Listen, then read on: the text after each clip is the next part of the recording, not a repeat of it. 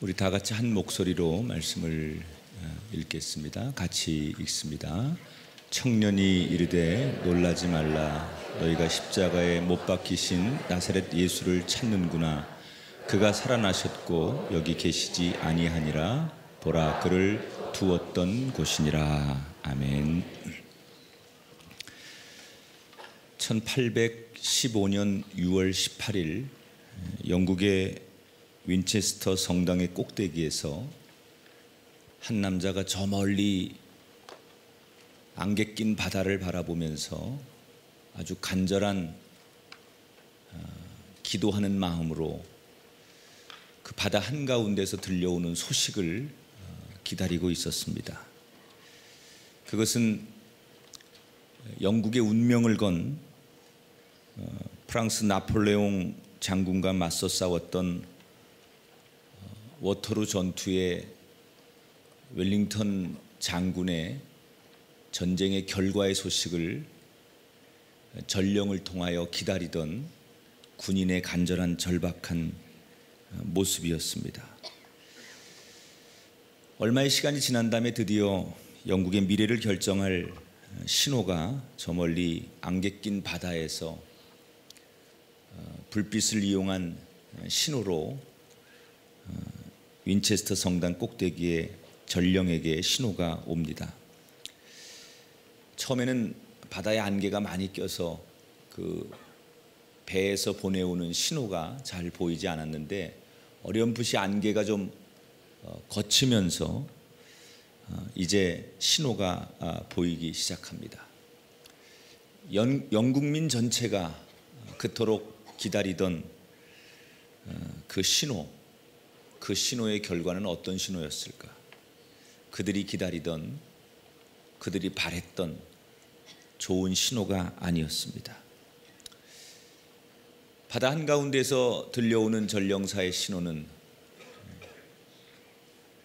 웰링턴이 패배했다 라는 신호였습니다.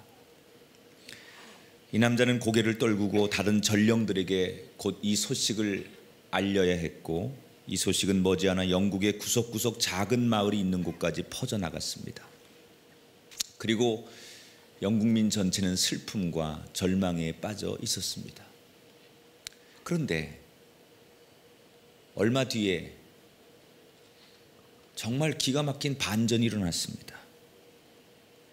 안개가 완전히 바다에서 걷히고 원래의 메시지가 정확하게 보이기 시작합니다. 원래 바다에서 보냈던 그 메시지는, 원래 메시지는 이런 거였는데 안개가 껴가지고 전령사가 잘못 읽은 거예요. 안개가 다 거친 다음에 원래 보냈던 메시지를 다시 한번 잘 보니까 거긴 뭐라고 메시지가 왔느냐? 웰링턴이 적을 패배시켰다.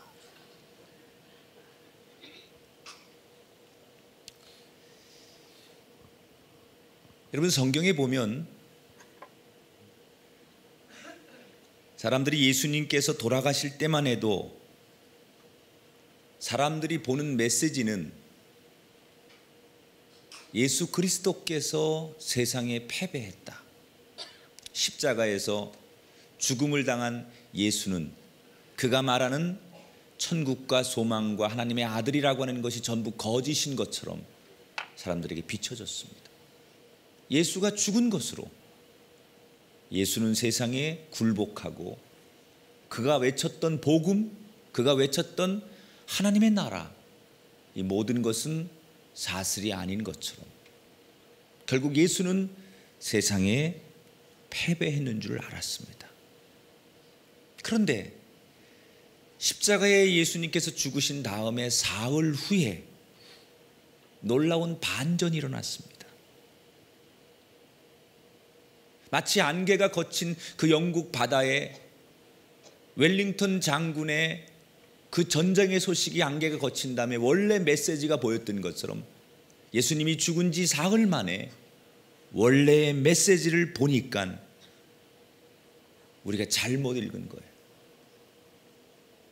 그리스도가 패배했다가 아니라 그리스도가 적들을 패배시켰다. 할렐루야. 이게 오늘 우리가 이 아침 기쁘게 예배하고 감격하고 감사해야 하는 부활의 메시지인 줄 믿습니다.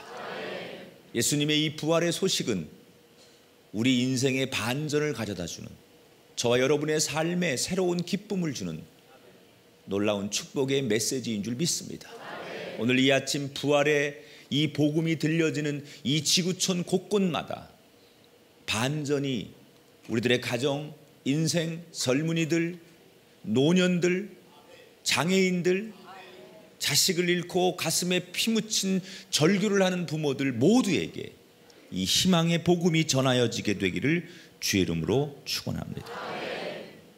사람들이 메시아라고 그렇게 믿고 따르던 예수님께서 극심한 고통을 당하시고 십자가에 돌아가셨습니다. 그리고 그 과정을 사람들은 다 고스란히 봤어요. 예수님이 고난을 당하시고 신문을 당하고 그리고 십자가에서 로마 병정들의 비웃음과 조롱과 멸시와 천대를 받고 벌거벗겨진 채로 수치를 당하고 그리고 십자가에서 피 흘려 고개를 떨구고 죽는 그 과정을 모든 사람들이 다 봤어요.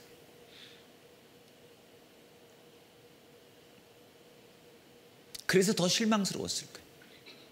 자기들 눈으로 보여진 예수님은 너무나 무참하고 너무나 비참하고 너무나 무기력한 죽음을 맞이하는 것을 모든 사람들이 목격했기 때문에 예수 그리스도에 대해서 사람들은 실망했어요.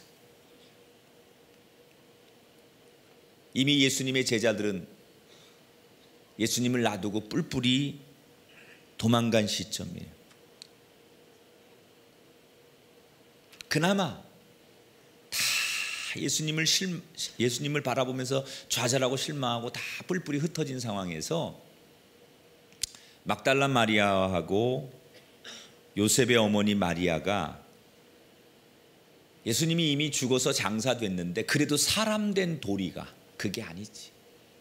제자들도 도망가고 예수님을 따르던 그 많은 군중들도 다 이제는 되돌아가고 아무도 없는데 그래도 우리라도 살아생전 예수님과의 인간관계, 정 이런 걸 생각해서라도 사람된 도리가 그러면 안 되지.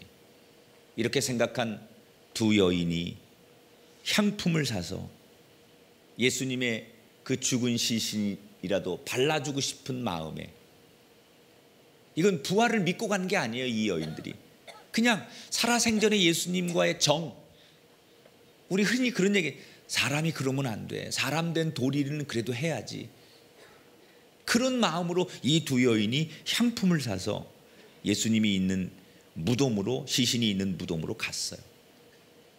마가복음 16장 1절 2절에 보니까 막달라 마리아와 야고보의 어머니 마리아가 예수께 바르기 위하여 향품을 사다 두었다가 안식 후 첫날 매우 일찍이 해 돋을 때 그 무덤으로 가며, 그냥 예의를 갖추고 사람된 그 자기들의, 어쩌면 자기들의 마음을 위로하는 것, 이렇게라도 해서 불편한 내 마음, 내가 내 도리를 다 했다라고 하는 것 때문에 편안해지고 싶은 마음, 그 마음 때문에 이 여인들은 무덤을 찾은 거예요. 예수님의 부활을 기대하는 게 아니에요. 내가 내 할 도리를 다 해야 마음이 편하잖아요. 그래야 두 발 뻗고 자는 사람이 있잖아요. 그런 마음으로 이 여인들이 향품을 사서 예수님의 시신에라도 발라드려야지. 그리고 무덤을 찾아가는 거예요.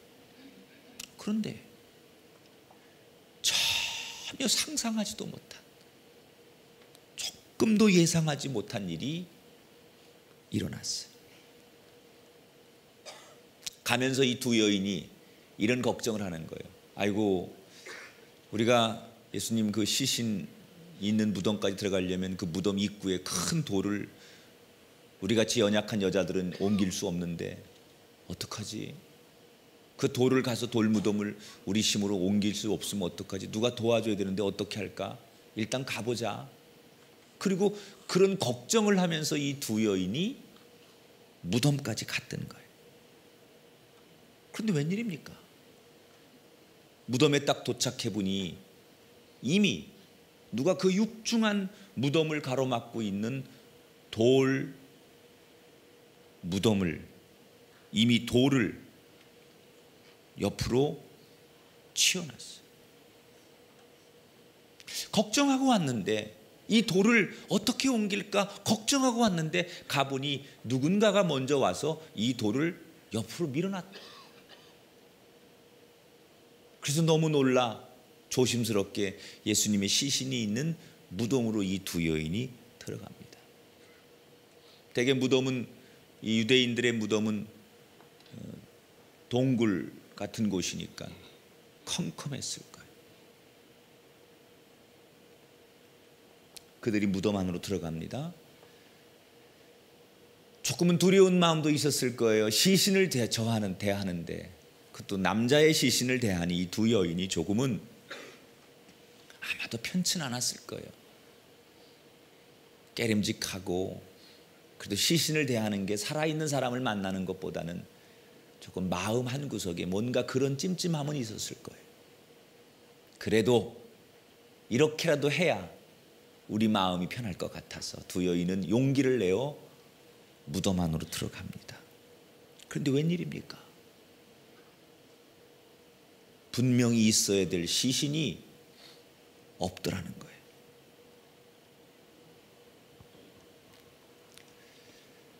여인들은 놀라움과 함께 시신을 찾기 시작합니다. 이 여인들이 놀란 이유는 왜일까요? 자기들이 예상한 것과 다른 광경이 벌어졌기 때문에 놀란 거죠. 이 여인들이 예상한 건 뭐예요? 당연히 이 여인들의 머리와 상식과 가슴으로 생각한 일들은 어떤 걸 추리하고 갔어요? 거기엔 예수님의 시신이 누워 있어야 그 여인들의 상식과 그 여인들의 논리에 맞는 거예요. 자기들이 예상한 대로라면 예수님의 시신이 말없이 누워 있어야 되는데 예상한 것과 다른 결과가 나온 거예요. 그래서 놀란 거예요.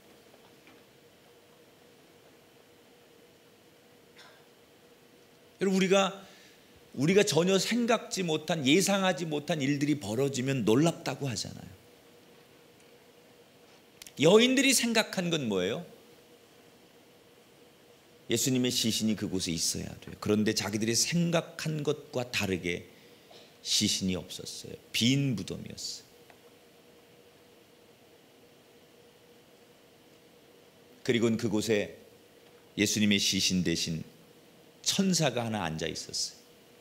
오늘 우리 읽어드린 본문 말씀이 바로 그 내용이죠. 마가복음 16장 6절에 청년이 이르되 놀라지 말라, 너희가 십자가에 못 박히신 나사렛 예수를 찾는구나.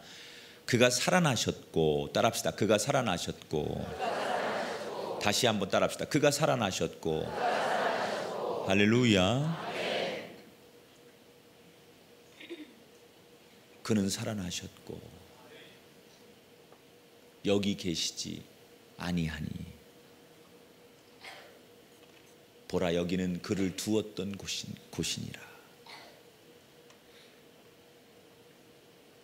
너무 놀라울 수밖에 없죠. 당연히 놀랍죠. 우리라도 놀랍죠. 예수님이 있어야 될 그 무덤에 시신은 없고 시신 대신 천사가 그 여인들에게 복음을 전해주는데 예수님이 다시 살아나셨다. 그 예수님이 어디 가셨느냐 이렇게 물으려고 하는 그 여인들에게 천사가 미리 답을 주죠. 제자들과 베드로에게 예수님께서 먼저 갈릴리로 가셨는데 거기서 만나자고 하셨다. 마가복음 16장 7절 보니까 가서 제자들과 베드로에게 이르기를 예수께서 너희보다 먼저 갈릴리로 가시나니 전에 너희에게 말씀하신 대로 너희가 거기서 배우리라 하는지라. 자, 예수님은 왜 그러면 부활하시자마자 이 여인들부터 만나주지 않으시고 왜 부활하시자마자 그러면 의심사게 거기서 만나주고 순서대로 하시지 왜 부활하자마자 갈릴리로 가셨을까? 살아생전에 제자들에게 약속하셨거든요. 내가 다시 부활하면 이곳에서 너희를 만나리라. 근데 사실 왜 갈릴리냐? 여러분, 갈릴리는 예수님께서 복음을 시작하신 곳이에요. 제자들을 부르셔서 그 제자들과 함께 복음의 여행, 복음의 선포를 시작하는 곳이 갈릴리예요. 제자들이 다, 여러분, 그 12명의 제자들이 갈릴리 바다에서 베드로를 부르시고 갈릴리에서 여러분 예수님의 복음이, 공생애가 시작이 돼요. 그리고 부활은 복음의 완성이에요.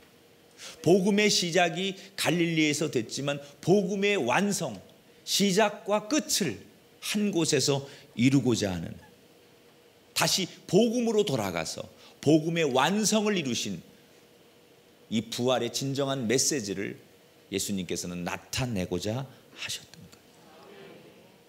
여러분, 이 부활의 아침은 여러분의 삶에 부족했던 복음과 믿음과 신앙이 완성되는 날인 줄 믿으시기 바랍니다. 아직도 뭔가 미진하고 부족한 것이 있다면 이 부활과 함께 여러분 완성되어지는 여러분의 삶이 되시기를 주의 이름으로 축원합니다. 사실 복음서에 보면 우리 기독교가 중요하게 생각하는 이 부활에 대한 메시지가 예수님이 살아계실 때 미리 몇 번을 말씀하셨어요. 예수님께서 사실 제자들에게, 많은 사람들에게 틈만 있으면 내가 십자가의 사명, 그 사명을 감당해야 된다, 그리고 다시 내가 너희에게 오리라 라고 부활의 말씀을 계속 예수님은 강조하셨어요. 마태복음 16장 21절에 이런 말이 있죠. 예를 들어서 예수 그리스도께서 자기가 많은 고난을 받고 죽임을 당하고 제3일에 살아나야 할 것을 제자들에게 비로소 나타내셨다. 그러니까 이미 예수님은 부활에 대해서 죽기 전에 계속 제자들에게 얘기하셨어요. 내가 3일 만에 다시 살아날 것이다. 그런데 아무도 이 말씀을 기억하지 않는 거예요. 아니, 기억을 못하는 거예요. 분명히 예수님은 얘기했는데 예수님을 따르는 제자들과 많은 사람들은 이 부활의 복음을 기억하지 못하는 거예요. 왜 기억하지 못할까요? 자기의 귀로만 듣는 거예요. 자기 편리한 얘기만 듣는 거예요. 사람이 대화할 때 보면요, 내가 듣고 싶은 얘기만 들어요. 내가 원하는 얘기만 들어요. 사실 지금 예수님의 말씀을 제자들은 믿음으로 들어야 돼요. 그런데 제자들이 예수님이 내가 십자가에 죽고 3일 만에 다시 부활할 것이다 라고 하는 이 말씀을 자기들이 편리한 귀로만 듣는 거예요. 믿음으로 듣지 않는 거예요. 그냥 인간적인 이야기로만 듣는 거예요. 그러니까 그 이야기는 들렸지만 의미 없는 얘기고, 들렸지만 금방 잊어버리는 얘기고, 들렸지만 아무런 감동이 없는 얘기예요. 여러분, 이 시간, 이 아침에, 이 부활절 아침에 이 부활의 메시지가, 오늘 이 성경의 말씀이 여러분에겐 정말로 믿음으로 들리시고, 믿음으로 이 말씀을 받으시고, 믿음으로 이 말씀을 이루시는 여러분 되기를 주의 이름으로 축원합니다.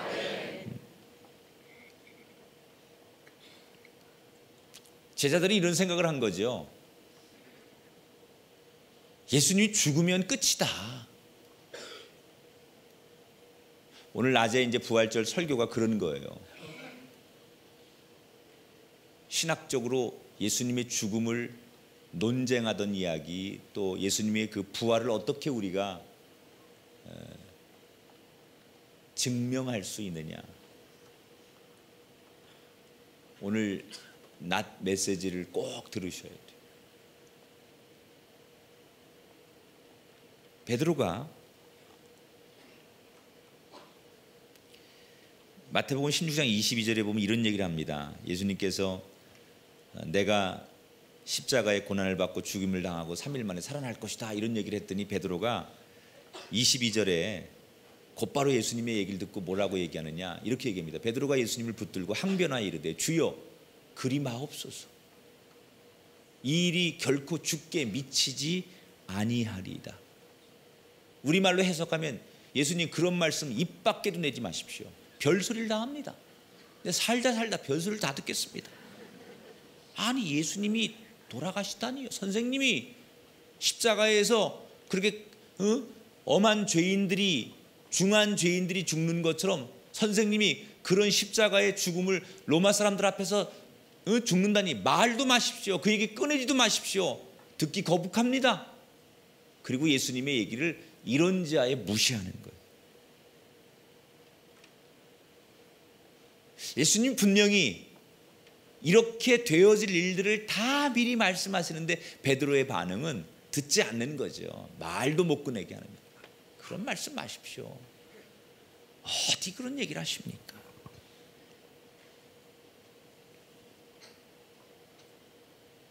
만약에 베드로가요, 예수님이 십자가를 지시기 전에 그렇게 말씀하실 때 그 말씀을 정말 예수님의 말씀의 의도를 믿음으로 잘 해석하고 그 말씀을 믿음으로 듣고 그 말씀을 믿음으로 잘 소화했다면 그가 계집종 앞에서 예수님을 3번 부인하지 않았을 거고, 십자가에 예수님이 죽었을 때도 그렇게 절망하고 낙담하고 연약한 모습의 베드로가 아니고, 도망간 베드로가 아니라 그 부활하실 주님을 기다리며 무덤 앞에 서든 자기들이 있어야 될 사역의 자리에 서든 예수님을 당당하게 기다리는 그 사람이 됐을 텐데, 이미 예수님께서 주신 말씀을 믿음으로 받아들이지 않았기 때문에 그 이후의 삶은 불행했었다는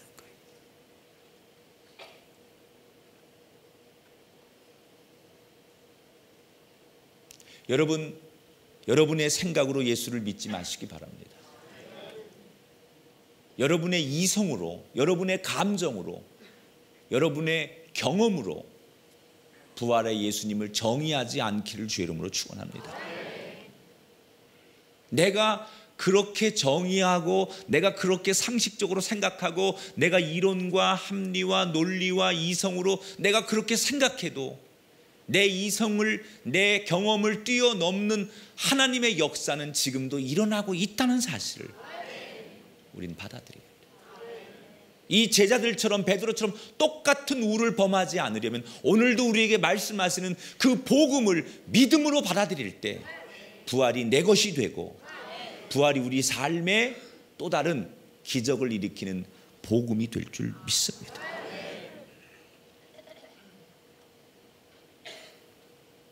우리 심리학에서 그런 얘기합니다. 자기 체면으로 자기를 위로하는 그런 게 심리학에 있어요. 자기가 자기를 체면, 괜찮을 거야, 괜찮을 거야, 괜찮을 거야, 괜찮을 거야.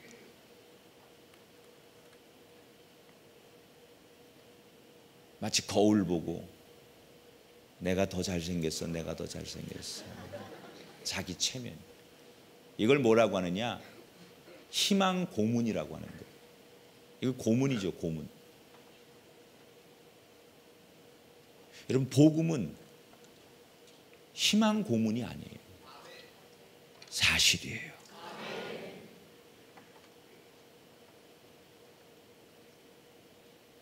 그 사실이라고 하는 얘기를 오늘 낮 시간 설교 시간에 연이어서 해드릴 테니까.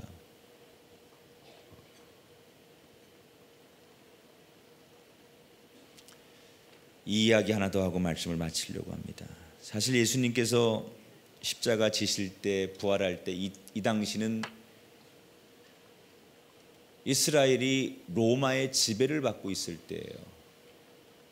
로마라고 하는 그 당시 최강대국이 유대인들을, 이스라엘을 완전히 군사적으로 지배하고 있을 때, 그래서 모든 법이 로마 법에 의해서 진행이 돼요. 그러니까 예수님이 십자가에 달려 죽으신 이 사형 제도는 그 당시에 로마 법이 가장 많이 시행하던 법 중에 하나예요. 그러니까 기록에 의하면 이 당시에 예수님 말고도 양편의 두 강도가 그렇게 죽은 것처럼 이 당시에 사형을 시킬 때 가장 보편적이고 가장 많은 로마 법에서 집행했던 방법이 이 십자가형이에요. 그래서 굉장히 많은 사람들이 이렇게 죽습니다.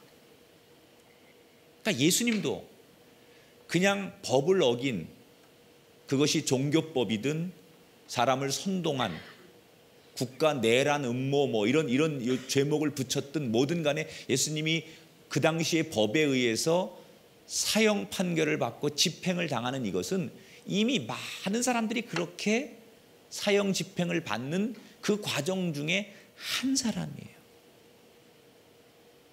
예수님 말고도 그렇게 죽은 사람이 굉장히 많았다는 거예요. 그런데 사람들은 그렇게 많은 사람이 죽었지만 누가 죽었는지 기억하지 못해요. 똑같은 십자가에서 많은 사람들이 같은 죄목으로 죽음을 당했는데 2000년이 지난 지금까지 사람들은 예수님을 기억해요. 여러분 한번 생각해 보세요. 그 당시에 그렇게 죽은 사람이 수없이 많아요. 그 법에 의해서 처형당한 사람이 그렇게 많아요. 그런데 2000년이 지난 지금 골고다 언덕에서 그렇게 죽으신 예수님을 지구촌 곳곳에 모든 나라 모든 백성들이 그 죽은 사형수 예수님을 똑같이 기억하고 있어요. 그의 죽음이 남달랐기 때문이 아닙니다.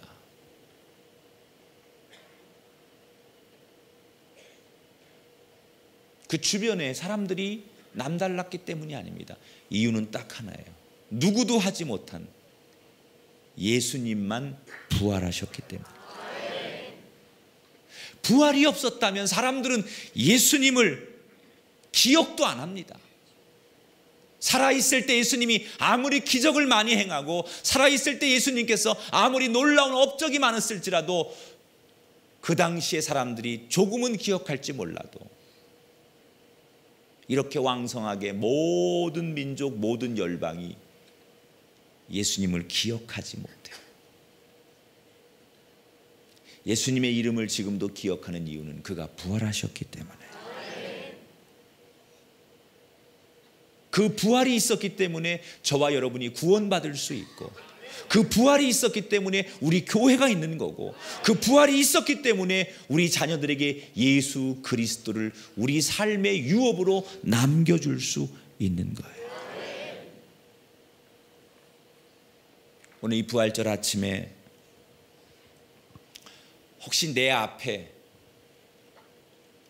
다 끝난 것처럼 보일 만한 일들이 있으신 분이 있으십니까?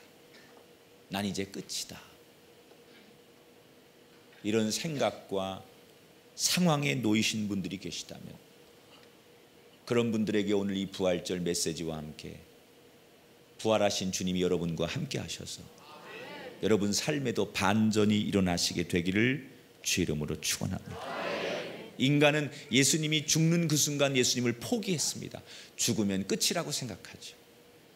그런데 하나님은 포기하지 않으셨습니다. 왜? 하나님께는 불가능이 없습니다. 하나님은 시간과 공간을 초월하시는 분. 믿으십니까? 우리의 시간의 개념, 우리의 공간의 개념이 아니라 하나님은 시간과 공간을 초월하시는 하나님. 그래서 여러분 올해 그런 영화도 나왔잖아요. 그 영화를 두고 과학적으로 과학자들끼리 논쟁을 해요. 이런 게 과학적으로 진짜 시간과 공간을 초월하는 것들이 과학적으로 가능하느냐, 이거에 대한 찬반 논란도 있더라고요. 인간의 과학으로도 그런 것들이 논란이 일어나는데 하나님은 시간과 공간을 초월하셨어요.